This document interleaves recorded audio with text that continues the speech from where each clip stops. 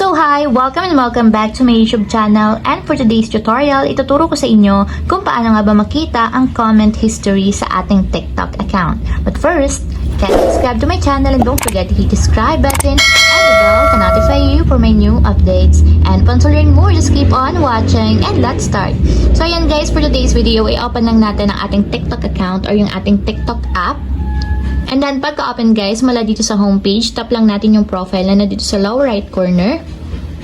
So, para mapunta tayo sa pinakang timeline ng ating TikTok account. So, dito naman, tap nyo yung 3 horizontal lines na nandito naman sa upper right corner. So, may magpa-pop up na options. Ang itatap nyo naman dito is settings and privacy. So, dito sa settings and privacy guys, i-scroll up nyo lang. And then, hanapin nyo dito yung activity center. So, tap nyo lang yung activity center. And then, dito naman is scroll up nyo lang. So, dito nyo na makikita guys yung comment history. So, sa ilalim lang siya ng watch history.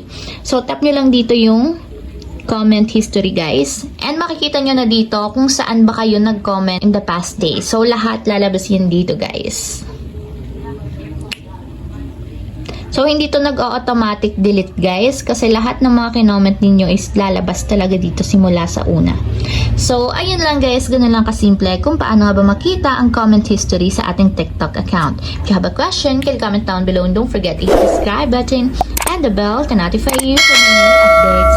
And thank you for watching!